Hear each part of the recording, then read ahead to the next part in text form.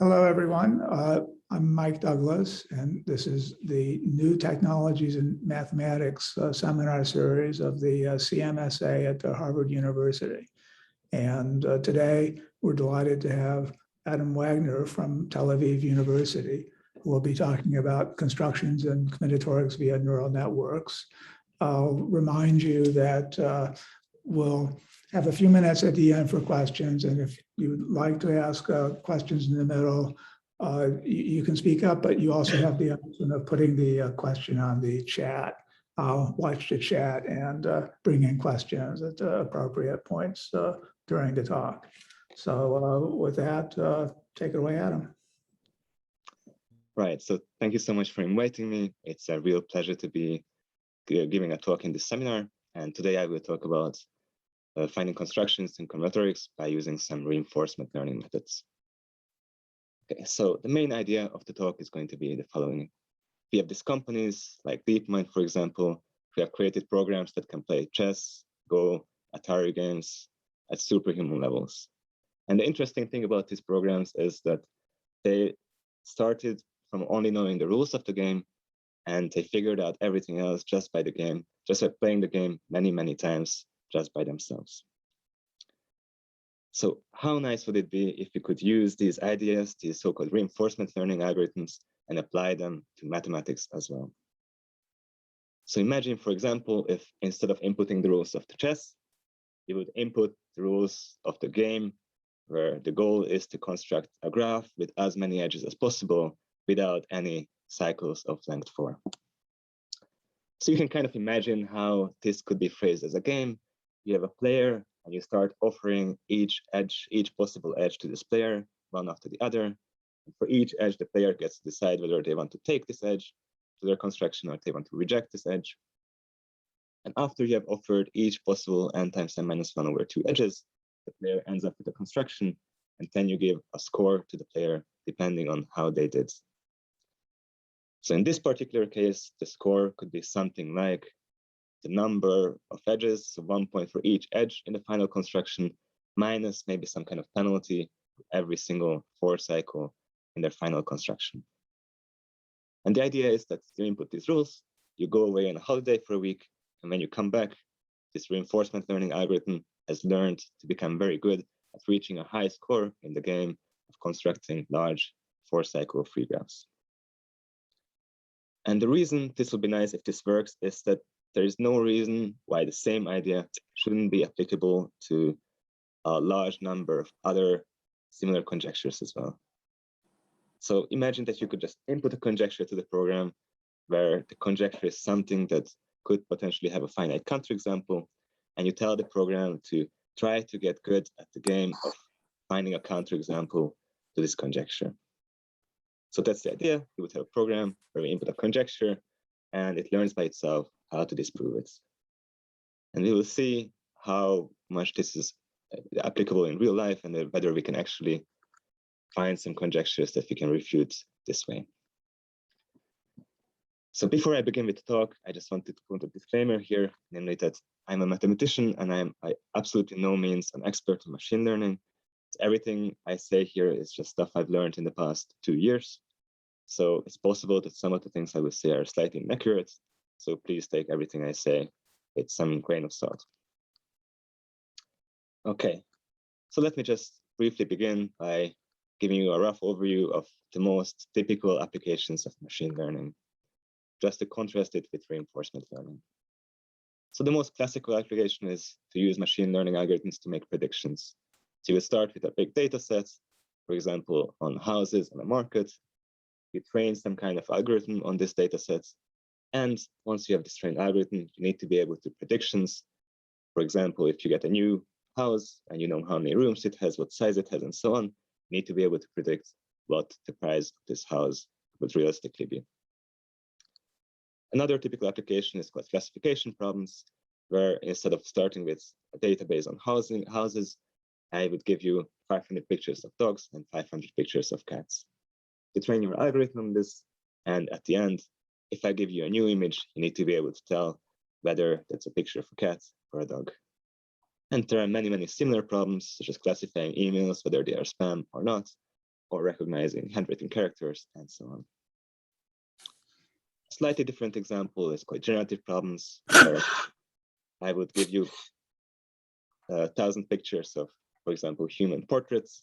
You train your algorithm on it, and instead of having to classify something, your task is going to be to generate a new image that fits into this data set. So for example, this picture here is generated by this program called Stygan, and this woman in this picture probably doesn't actually exist. And there are many similar problems. For example, given the first 26 letters of the alphabet, what would a potential 27th letter look like? Or how would a person look like 20 years from now? And just one final typical application I wanted to mention is this thing called language models. And here the most famous example is, of course, GPT-3, which is a program created by OpenAI. So the way GPT-3 works is you input a prompt, for example, please write me a teaching statement. I have to apply for jobs. And if you're lucky, it will output a teaching statement that looks pretty reasonable. But you can also input other types of prompts. For example, you could input something like Professor Mike Douglas, world-renowned physicist, is looking for an assistant, write him a job description, and you will end up with something that looks pretty reasonable sometimes. So I actually tried it, and I was very surprised that it actually recognized his connection with Harvard and Stony Brook, which I definitely did not expect. And this whole, if you read it, it actually looks very, very reasonable. There are only a couple of small mistakes, such as the position happens to be in the afterlife, which is a bit unfortunate. But other than that, it's actually pretty well written. So the problem with GPT-3 is that sometimes if you enter the same prompt, again, you will get something completely different. And when I tried it again, instead of a job description, it output me an absolutely beautifully written novel about the scientific breakthrough of the century, which is a beautiful read, but probably wouldn't work very well as a job description. So I'm going to skip over the slides. If any of you wants to read it, I can come back to it at the very end. But today we are here to talk about reinforcement learning. So reinforcement learning is a bit different from the previous ones in that in all the previous applications, we had to start with a large training data set. Here, we are starting from nothing. The agent learns nothing, knows nothing in the beginning, and will gain experience by interacting with environments itself. So we have a game, and we have an agent that plays this game many, many times, and it usually only knows what buttons it's allowed to press. It doesn't actually know what this button does in any position. It plays the game, and during doing so, it gathers experience, such as if in this position I press this button, then this is what happened, and this is how much score reward I received for doing that. And the goal of this reinforcement learning algorithm is to somehow optimize the score in this game. So somehow the algorithms have to figure out how to reach a high score in this game, even though they only know what actions they're allowed to perform. And there are several different algorithms, but before we delve deeper into how these algorithms actually work, I just wanted to demonstrate to you that using this method to refute open conjectures in real life without any thinking is actually plausible in real life. So let me just show you a few examples of what happens. So just to illustrate what it would look like if you try to apply this to actual conjectures. So let's start with a baby example. This is a conjecture here, which says that for any graph, this quantity, which is the largest eigenvalue plus the matching number, is at least some squared by minus 1 plus 1. Now, it absolutely doesn't matter what these two quantities, lambda 1 and mu are. We don't need to understand where this conjecture is coming from.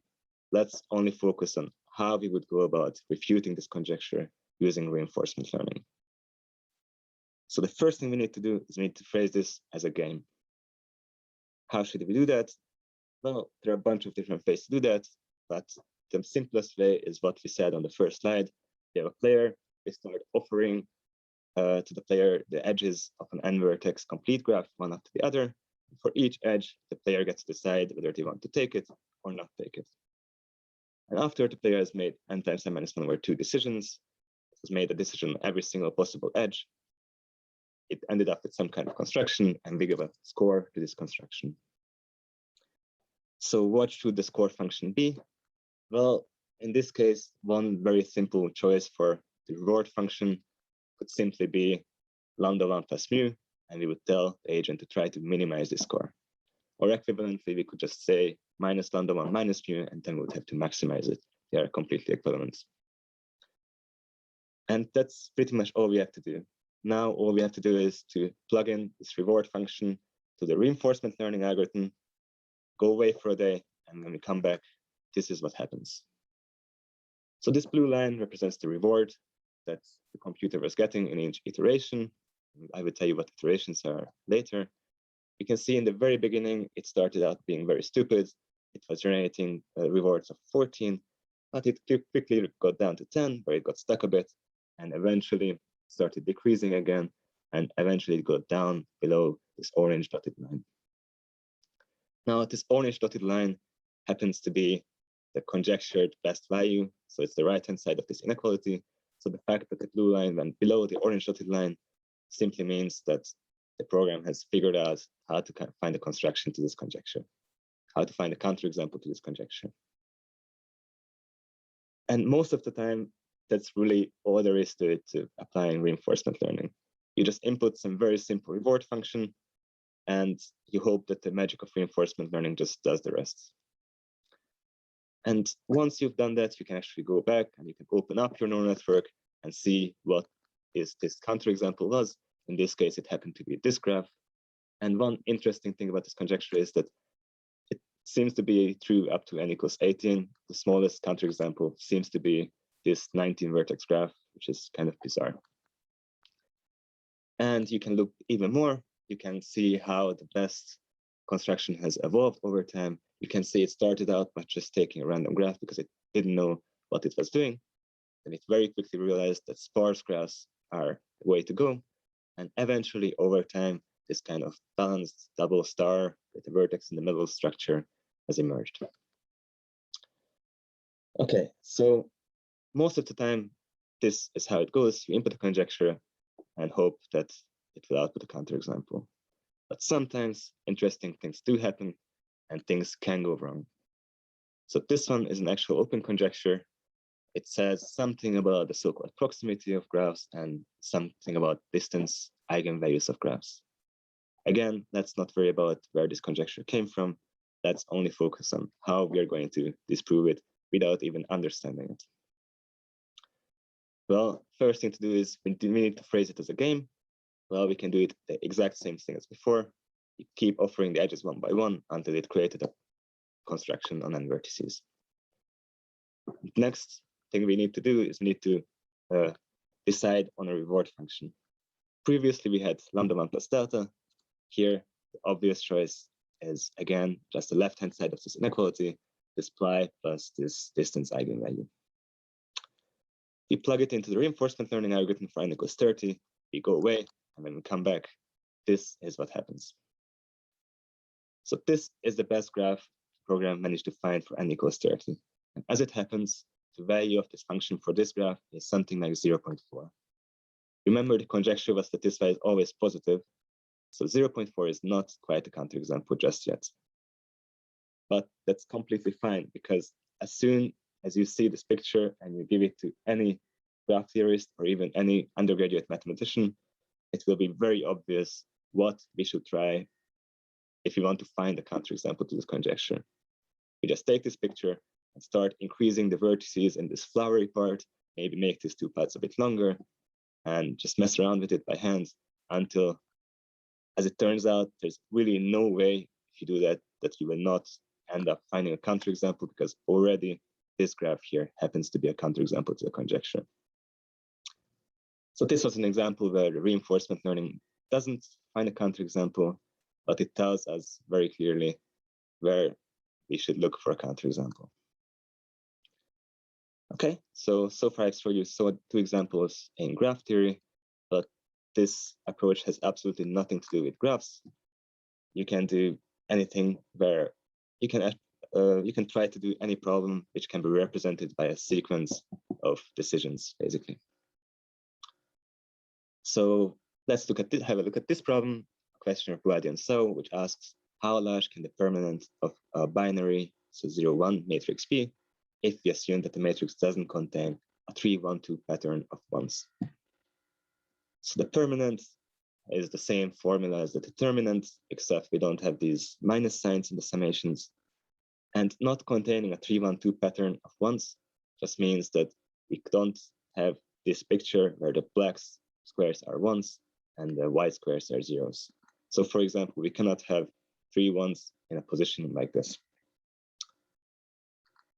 So there's a guess by Pulan and So. They guess that the best thing to do is the obvious thing, where you take the 3 main diagonals and the left column, and you can check that this matrix doesn't contain 3, 1, 2. And the permanent of this matrix happens to be the n+2 Fibonacci number minus 1. So how would we attack this using reinforcement learning? Well, instead of offering the edges, we can simply go over the squares of the matrix one by one, and for each square, the player gets to decide whether to put a 0 there or a 1 there. After doing n-squared decisions, we would give a reward again. What should the reward function be? Well, we want to maximize the permanent, but we don't want to have any 3, 1, 2s.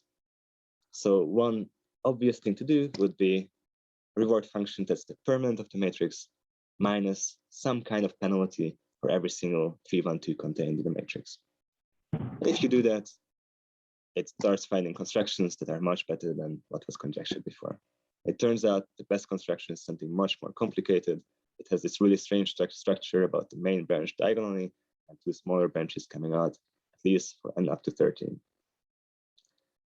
So I don't know if these are the best possible constructions. These are just the best that the program could find. But I wanted to make some kind of computer-proof work. So once you start doing some mathematics and prove some things about the structure of the best solutions, I managed to make a computer backtracking proof work up to n equals 8. And the reason I wanted to do n equals 8 is because if you look at the numbers, you can see this pattern 1, 2, 4, 8, 16, 32, 64, 120. It turns out that 120 is actually the correct number there, which is really strange. Right, so you might be wondering why we cannot go further than n equals 13.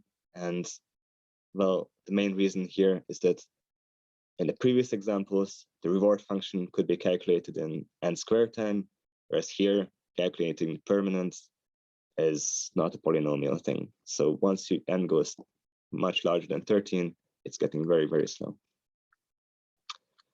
Okay, so you can see it's always the same thing. You just figure out a nice reward function and hope for the best. But you might be wondering, what about conjectures which do not have a finite counterexample? Most of the interesting conjectures are about what happens when some n goes to infinity, for example. Well, there are ways to address these problems as well, but it's a little bit more difficult usually. But let's have one example of this as well. So let's have a look at this conjecture of Erdős from 1962. He considered this quantity K4 of G, which is just counting the number of complete graphs on 4 vertices in the graph G, plus the same quantity in the complement of the G. So we count the number of complete 4 vertex subgraphs of G complement as well. The conjecture of Erdős is that if you want to minimize the sum of these two quantities, n is very, very large, then roughly the best thing you can do is flip a coin independently for each edge and take it if it's head, don't include it if it's tail.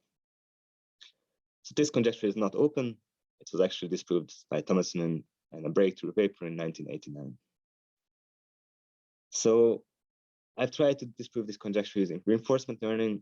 I didn't succeed, but then I started collaborating with Glenn Joret, who's a very clever computer science professor, and together we managed to disprove this conjecture.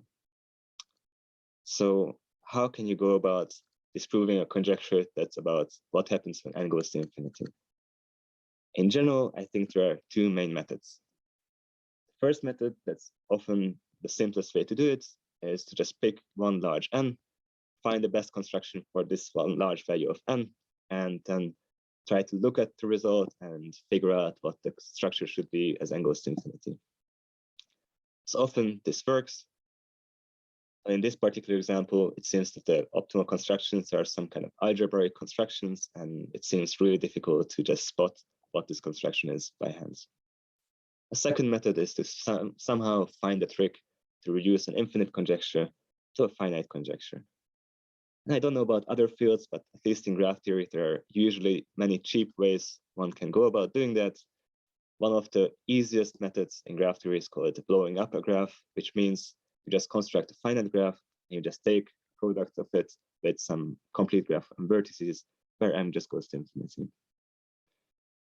And the good thing about this is that this reward function of this graph product only depends on g if this m goes to infinity. And you can believe me that there's actually an easy formula for how to work out this expression using only functions of g. If I give you 5 minutes, you can work out what this formula is. But once you have this idea, you can just use it as a reward function. And now this infinite conjecture reduces to finding one finite graph g, so that this blow up will be a counterexample as m goes to infinity. You plug it in for n equals 34, and you end up finding a counterexample. And in the previous examples, I always showed you what this counterexample is. Here, I can only also show you, but it's just a huge mess. I have absolutely no idea what this graph is. It's just the smallest counterexample that we could find in this conjecture. So interestingly, if you look at Thomason's counterexample, he also used a similar blowing up technique, but he constructed this tree using some very clever mathematics, using some finite geometries. And his graph actually has 36 vertices. So he was very close to finding what might be possibly the smallest counterexample to the conjecture in this sense. Okay, so I think that's enough about examples. All the examples I showed you are about in graph theory or combinatorics, but this method is really not specific to these areas. The reason why I showed you examples only these areas is because I happen to be a graph theorist, so I know the open questions in my area and not so much in other areas. But recently we started collaborating with the physicists, and now we are working on some problems in quantum mechanics using the exact same methods as here. But let's talk about now what actually happens behind the scenes. How do these algorithms actually work?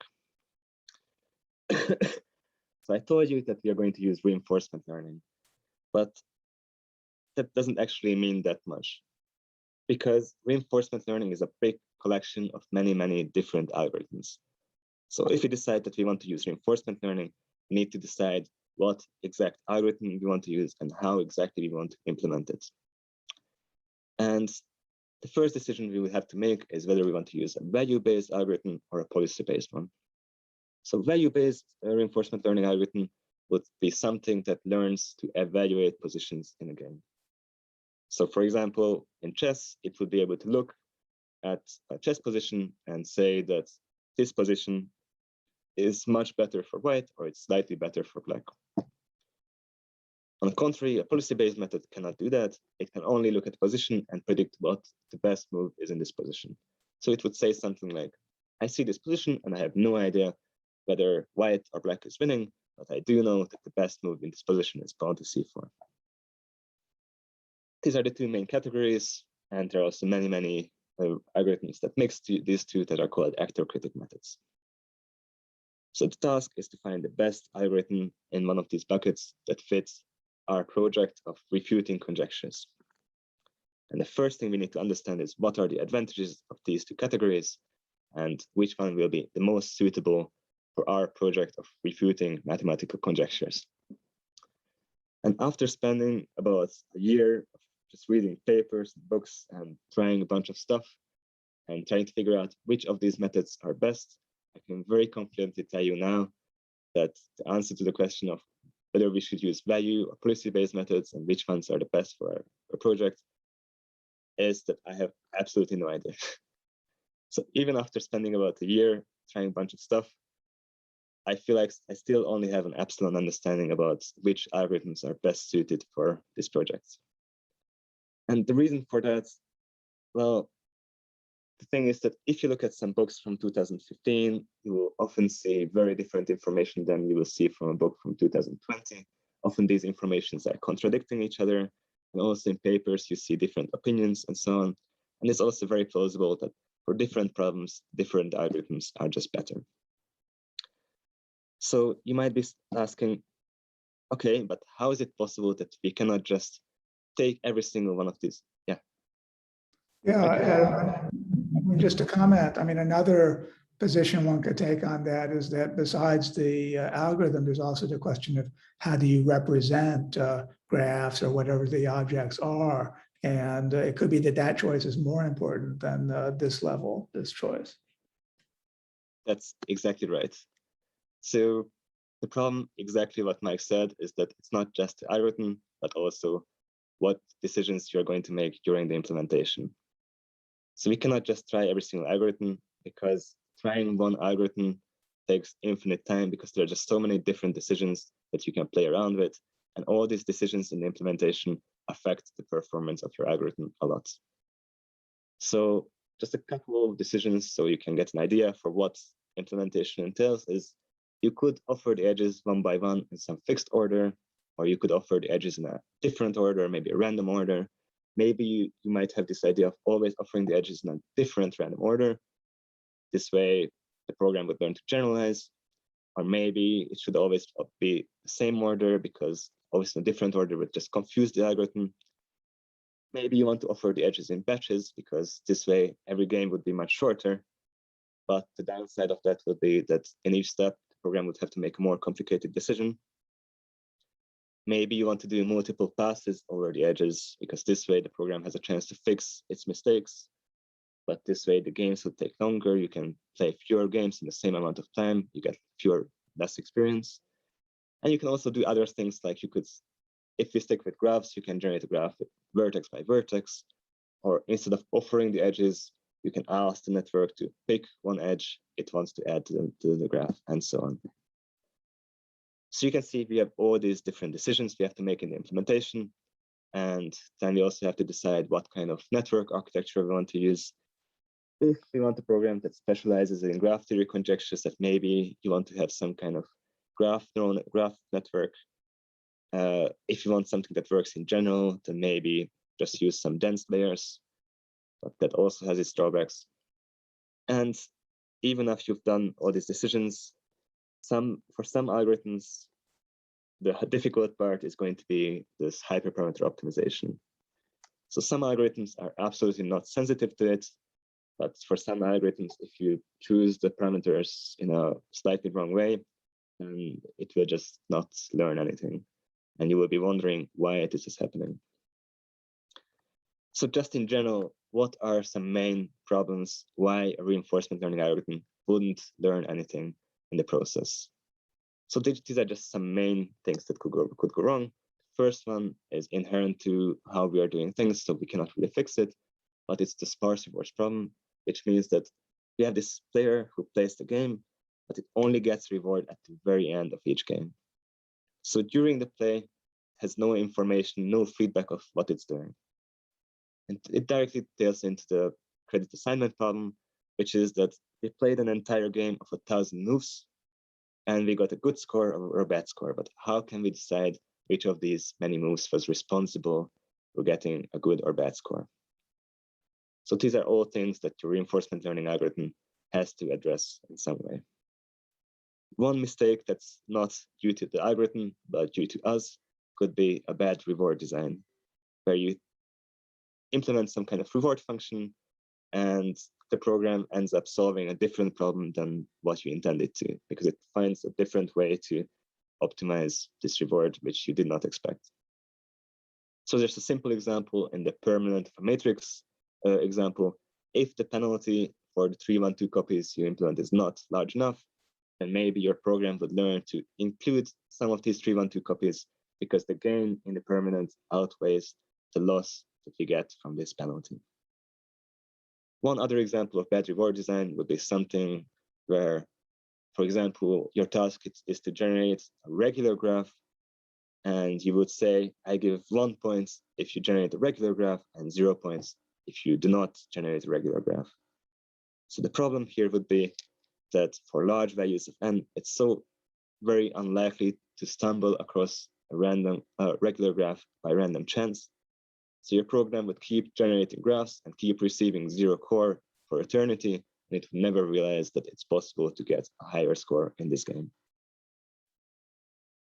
So this is somewhat related to the explore-exploit dilemma, which means you want to create a program that's good at reaching high scores in this game, but it also has to constantly play some slightly suboptimal moves to explore and find some possible hidden policy, hidden strategies that it hasn't found just yet.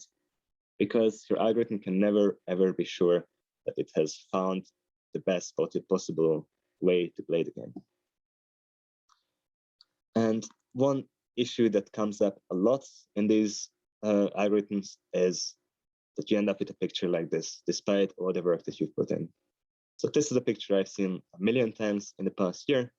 You have an agent that starts playing the game, it learns, and it forgets, it learns, and then it crashes down again and keeps doing this all over the time. The problem with this picture is that there are so many different reasons that could explain why something like this is happening. Some reasons are very general and could be something simple like the learning rate is too high, but sometimes the reason why something like this is happening is very specific to the algorithm that you're using. So the most helpful way for me to try to debug something like this, especially if the algorithm I'm using is something very complicated, so the most helpful way I found was to just find some good papers in the literature about the algorithm that you're trying to implement right now. Because more often than not, if you're faced with something like this and you're trying an algorithm that has a lot of literature on it, then this issue is going to be addressed in maybe a paper by DeepMind or by some other clever people. Okay, so these are the reasons why it's a bit difficult to find the best algorithm for our problems. So instead, a much more realistic goal is to find a reinforcement learning algorithm that works pretty well in general. So that's, I think, is where I'm going to be able to save you some time. I've tried a bunch of different things, and I can now tell you what, for me, has performed the best out of all these algorithms I've tried. I'm definitely not claiming that this is the best choice. There are definitely better ones out there, but this is one that's pretty good. Okay, so what is this algorithm?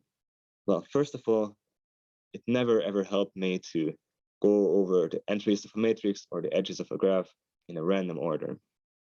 Simplest way works best usually, over the edges one by one in some fixed order.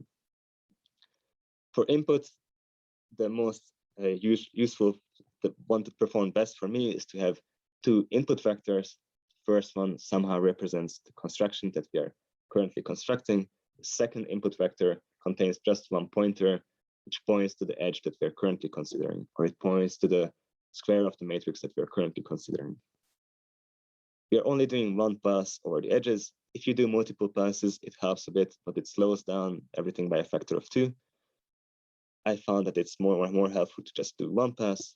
And specifically about algorithms, the two I've had most success with were the cross-entropy method and the DQ answer DQ networks. So out of these two, the cross-entropy method is the one that I have used for all the examples in my paper and in all the examples that I've showed you in the beginning of this talk. So the cross-entropy is the simplest possible, one of the simplest possible Poisson series methods. It doesn't learn to evaluate positions, but because it's so simple, it's not sensitive to hyperparameters. This means that you can only gain a little bit by choosing the hyperparameters a little bit better, but conversely, you're not losing that much by not choosing the hyperparameters in a perfect way. Another good thing about this is that it's very stable. So you will not see the picture I showed you in the previous slide if you use the cross-entropy method, which I cannot explain to you how much of a blessing it really is. It saves so much time. So because of these things, you can essentially use the same exact program for every problem, and it's a pretty good baseline method for most problems you can find. Of course, if you want to do something much better for one specific program, you will be able to find some improvements. But in general, it's pretty good. Now, conversely, deep Q networks is a different thing that has worked pretty well, but actually, I haven't found a single example where I was able to outperform cross-centric method using DQNs. So I still put it here on this slide because in the literature, this seems to be the most celebrated method right now. So I don't want to just discard it just because it didn't work very well for me. It's possible that I was doing something wrong, or maybe for stronger hardware, this one actually performs better. I'm not sure, but DQNs are still something to not just discard right out of the way. Okay, so let's talk about the cross-centric method though, which was the program used in all the examples I've showed you. So it's a policy-based method, meaning that there is no value function. We use the neural network to predict how to play the game directly. So the way we construct a graph, for example, is we input nothing and a pointer to the first edge, and it would output a probability distribution on all the possible moves. So in a simple case, it would be something like, I want to take the first edge with probability 0.7, and I don't want to take the first edge with probability 0.3. So now you can sample according to these probabilities, and you end up with a graph with 0 or 1 edges. Now you can go back and plug in this graph again to the neural network, and it would output a probability distribution on the second edge. And you keep doing it n squared over 2 times until you end up with some kind of graph. So in this fashion, a neural network defines a probability distribution on the collection of all graphs and vertices. So the way the cross-centric method works is we sample 1,000 points from this probability distribution. We evaluate the scores of each of these graphs according to the reward function that we have, and we throw away the bottom 900. Because we need to learn from something, and in the cross-centric method, the way learning works is that we pretend that the top 100 graphs that we constructed are the correct way to play the game. This means that we look at all the possible decisions we have made in the top 100 performing graphs, and we learn from these decisions, which means we just take a small gradient descent step in the direction so that we adjust the weights of the neural net to make it a bit more likely that in the next generation, we will output graphs that look more like these 100 best graphs. And that's it. That's actually the cross-centric method. All there is to it. Just a couple small remarks on implementation. As I said already, I found it best to have 2 input vectors. First one represents the construction that we're building. The second one is just an indicator vector that points to the edge or point that we're considering currently. About architecture, again, if you want to do something specific to graph theory problems, then you might want to use graph neural networks. I found that just having dense layers of these sizes works pretty well in general. In fact, all the examples had this neural net architecture here. One important thing about the cross-centric method is that, sure, you want to learn from just the top 10%, but you don't want to throw out all the best constructions. You want to keep a tiny, tiny percentage, like the top 5%, and you want it to survive to the next generation. Okay, and that's it. That's the cross-centric method. This is the algorithm that was used in the first 3 examples I showed you, and also in my paper. This here is not quite strong enough to find the counterexample for the Erdős conjecture. So I ran it for 2 or 3 days, and it didn't find the counterexample for n equals 34. So when we started collaborating with Glenn Joret, and we found a couple small things that you can add to this algorithm that increase the performance of this algorithm a little bit. And together, all 3 of them improve it quite a lot, actually. So what are these things? The first one is adding some Monte Carlo research to the algorithm.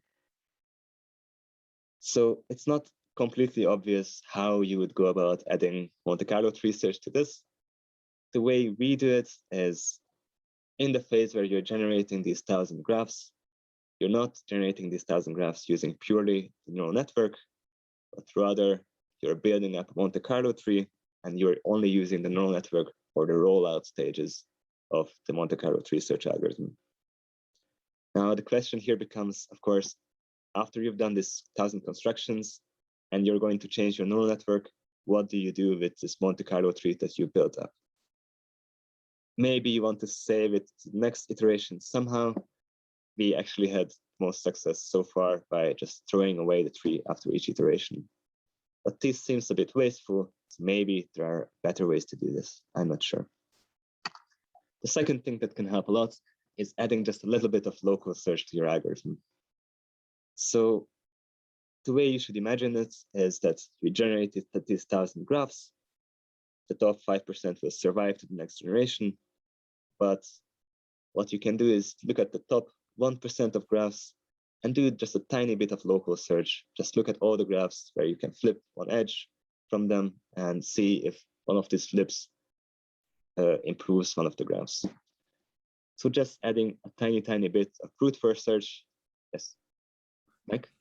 Just to say a little more about the Monte Carlo tree search is the idea that when you're I mean, normally that has a random element as well, but is the idea is that you're doing something like alpha, beta, or minimax on the set of things to prune it, or what is different about Monte Carlo tree search that you're doing from your previous algorithm? Can you say a bit more? So in the previous algorithm, there was no Monte Carlo tree search at all. So but it's sampling. It's a random search through graphs produced by the neural network. Right, exactly. So that's a random sampling. But here, the way we sample is a bit different. So the way we construct the 1,000 graph will depend on how the previous 999 constructions have performed. Yeah, there's a tree. There's choices at each stage, and I can imagine the tree. And what do you do with the tree? I'm sorry, I'm not sure I understand your question. So there was a sampling.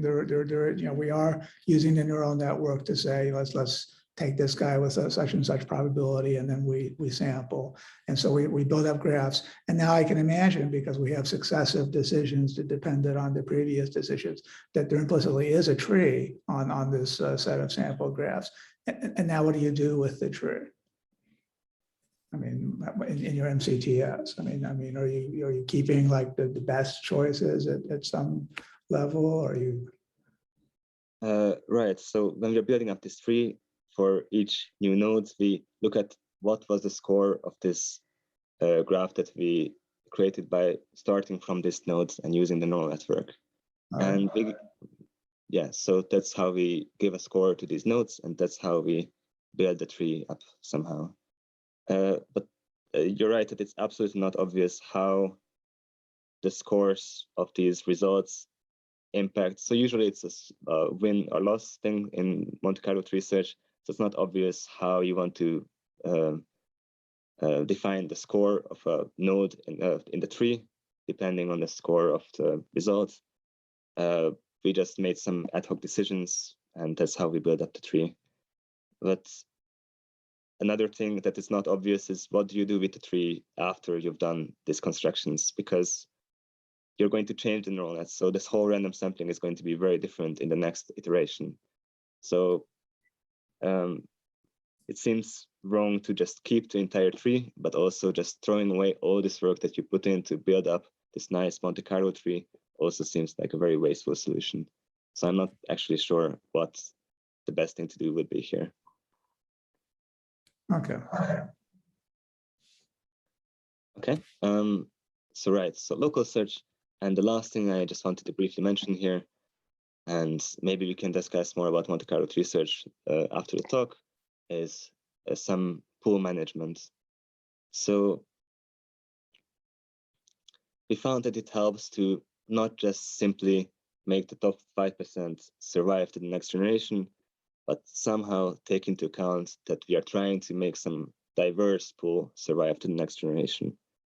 So this can be done simply by making sure that the surviving things are unique. So you don't let the same exact graph survive in two different instances, but you can also do something slightly more clever, like you look at how different a graph is from the graphs above it, and maybe you find a graph that's not quite in the top 5%, but it looks very, very different from the graphs that perform better than it. So it can sometimes help to include this graph in the survivors as well. So these are the three main things that we found that adding to the cross-centric method seems to help. And using these methods, we were able to find this construction with the 34 vertex graph for the Erdős problem. And that's where we are standing right now. We are still currently trying to figure out how we can further improve this algorithm. So just to finish off the talk, I just wanted to put up this one slide here. For those of you who might be beginners to reinforcement learning, there are these two courses which would have saved me a lot of time if I had done them much earlier. There's this guy called Phil Tabor who does some excellent courses, and he's a physicist. So the way he explained things are very suited for academics, I found.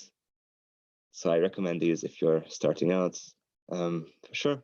And to just finish off some future directions, I think the two main future directions are try to find further ways of how you're going to add these Monte Carlo and other things to the cross-entropy method, or try to find a different conjecture, different reinforcement learning algorithm and see if you can outperform cross-entropy with a different algorithm. It would be very interesting if you can refute some more open conjectures using different reinforcement learning algorithm. It doesn't have to be something very famous. I think at this point, a proof of concept would already be super interesting.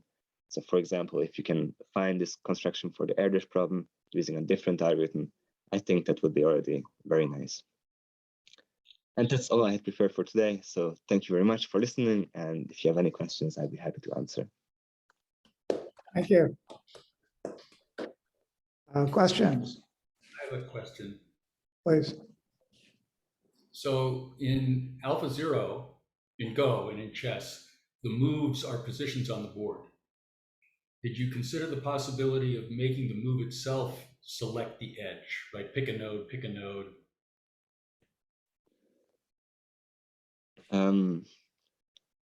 I'm sorry, can you repeat the question? What do you mean?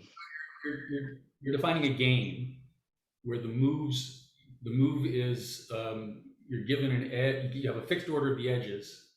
For each edge, you're making a binary decision. Yes. I could define a different game with the same value functions and the same output, which is a graph, which is at every move, I pick the nodes that I'm connecting by an edge. I see. So instead of saying yes or no, I want the next edge, the output would be, I want to connect 5 and 17. Right, and that would allow the algorithm to look at the graph so far and decide where to make its decision. Yes, so that's actually something that we have considered, where we let the algorithm pick which edge it wants to add. We didn't find a very good way to actually implement it. We tried a couple of things for a few days and we didn't have success with it, and then we just let it go somehow. But that doesn't mean that this is not a good idea. So just because we couldn't make it work in a few days doesn't mean that's not how it should really be done. I agree that that's also a very, very natural way to construct, especially graphs, for example. Let me, because my question's just a variation on that. So in your approach, the main information about the graphs that you're searching through is really the generator, the neural network that really is generating a probability distribution over graphs and ensemble, and that that's the thing that's learning.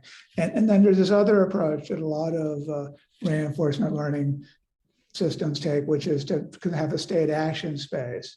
and to learn the actions. And so here I would have, if I were coming to this problem, I said, well, the state is a possible graph on, let's say, a fixed number of vertices, but with a graph, and then the actions might have been add an edge or remove an edge, or perhaps split the graph up and reconnect it in some way. So you can choose a variety of actions, and then the reinforcement learning system chooses actions and moves around in this big state space.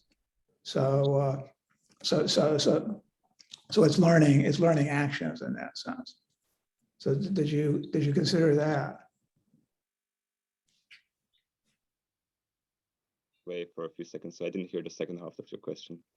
So rather than learn basically an ensemble, a generator for graphs, to think of the state, as a graph, and to learn actions that wander around on the space of graphs and search for a large value of the objective function. Whether I've considered doing something like that? Yeah. Yeah. So again, this is something that I've absolutely not tried, and I completely agree that this sounds very natural. The thing is that there's just so many different natural ways to attack this problem. Yeah, sure. This is just one of those, and I genuinely haven't tried this. Yeah, okay. Right. Well, let me ask a question about your approach, which is that you could also, stepping back from the conjectures and reinforcement learning, you have a natural parameterized ensemble of graphs. You have a neural network. It puts out these probability, distributions. Can you characterize these distributions in other ways mathematically? I mean, if you just had a single layer network, it would be a very simple generalization of the GNP, random graph. I mean, right. As soon as you have two layers and you have these activation functions going on in between. Yeah, I mean, it becomes hard, but there may be interesting things to say. I agree. Yeah. Okay. More questions? I have one. Yeah, please. So I have some experience myself in RL, and I work on low-level neural algorithms. So I know all the problems that you're talking about. I could spend a lot of your time just asking, why'd you pick an architecture this way? Why not that way? Because they're finicky nonlinear function approximators. But two common pseudo questions. So you were talking about learning to prove, and you were showing graph theory examples and combinatorics examples, which are good. But if I felt like, and maybe you can comment a little bit deeper on this, you listed some of your limitations that I appreciated, but it seems like the biggest limitation is you talk about RL being general for proving approaches. It's not limited like only to graphs or only to this, but I felt like it largely depends extremely on domain knowledge of the problem that you want to prove. And, again, I'm not a theorist, but I am familiar with, proving certain mathematical problems. And I know there's classes of proving techniques.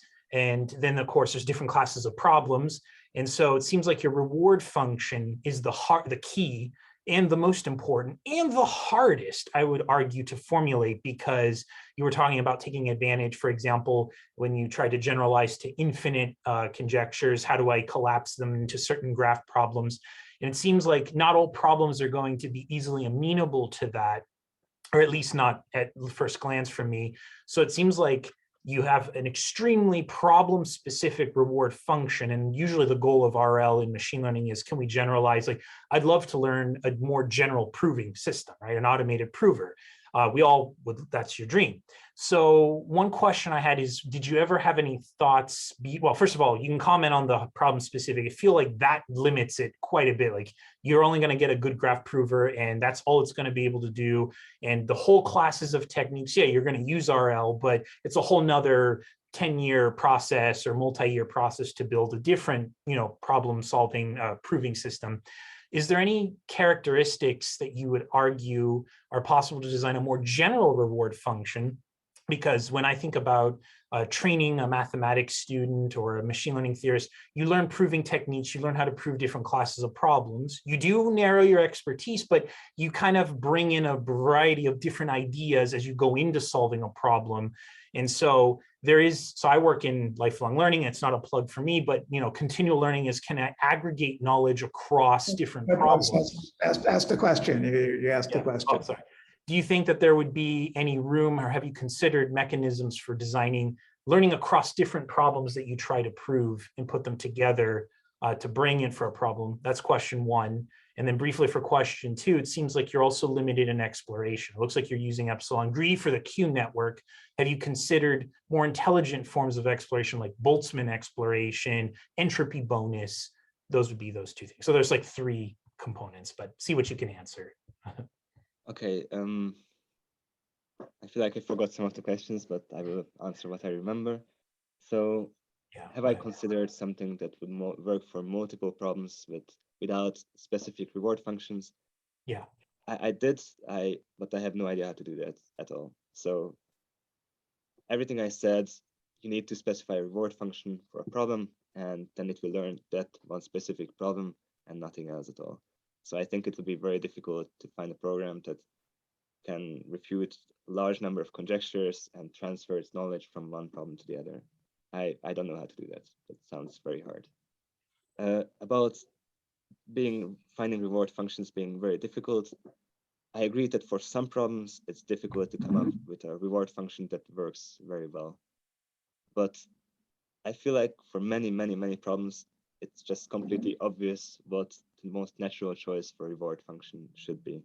So like in the examples I showed you, it was fairly natural what we should choose as a reward function. And we didn't really need to even understand what these conjectures are saying. We could still make a good reward function for them. And your last question, can you maybe remind me what? Just the exploration component, because that's another, Right. you were asking, you're saying Q networks struggle. Well, one way to really improve them is to consider Boltzmann exploration, even model-based RL, which is like learning somewhat, you could imagine learning a graph network and combine. Have you considered that, or do you think that would, is that something you're looking into, and your thoughts on that? So when I was trying to make DQNs work, I did experiment with a bunch of different things I found in many papers. So first of all, of course, you want to add some kind of experience replay and double DQNs and everything to take care of some basic issues. And when it came to exploration, I also tried a couple of things. I don't know what this Boltzmann exploration is. One specific thing I tried was I found this paper by David Saxton, which to me seemed like a most recent paper. It's by David Saxton and a couple other people at DeepMind, and they described one specific exploration function and they argued it's good. I didn't try to really understand why it's good. I don't think I'm good enough for that. So I just blankly implemented that, and well, it did something, but despite a lot of efforts from my side, I still wasn't able to get very good results with this method, which doesn't mean that it's not possible at all. So I think it might help you, just because you and Michael were talking about Monte Carlo tree search is one direction you were looking into. I think that just having an epsilon greedy policy is limiting what your agent can do. The whole point is, can we narrow into spots in your proving space that are probably more promising without you yourself telling the agent? So I think maybe looking into like model-based RL and some approaches under that family might be interesting. It might help, because I think these spaces are huge, and they're only going to get worse the harder the problem you try to prove, right? So it's just a suggestion as well. I think it's still worth your effort to look into it. So it's very interesting, and I will definitely look into that now for sure. Thank you for that. I have another question. Quick. Monte Carlo tree search was a big advance in Go 10, 15 years ago. And the AlphaZero makes very strong use of actor-critic methods, right? That the value function plays a critical role in the Monte Carlo. I mean, they're not rolling out to the end of the game during their tree search in AlphaZero, I believe. They're relying on that value function. And they're working just from win-loss at the end of the game, right? And building a value function from that. So I guess my question is, did you experiment with something that's very close to what AlphaZero is doing, especially since you converted to Monte Carlo tree search? So Monte Carlo research is something that I only sadly just started experimenting with it recently. So when I was trying DQNs, maybe a big mistake I was making that I was actually not using Monte Carlo research, which in retrospect, I definitely should have done because, as you said, it's such a big component of these big programs like AlphaZero. So it's very possible that simply that's the reason why they weren't not performing very well for me. So if I could go back in time, that's exactly what I would try. And that I might actually try that in the future. Just look at exactly how AlphaZero was working and try to adapt the algorithm for our purposes. One thing, just a quick, it shocked me about AlphaZero is that it abandoned alpha beta. That Monte Carlo tree search worked in chess is shocking to me, being someone who had worked in chess before. I think it's super interesting, but honestly, I don't think I know enough about Monte Carlo research to comment on whether it will be very effective here or not. Nice talk. Thank you very much. Any more questions? If not, well, let's thank Adam for a really great talk. And next week, we're going to have Thomas Fischbacher from Google, who will talk about machine learning for finding solutions of supergravity. So I hope to see you then. Thanks. Thank you for coming. Thank you.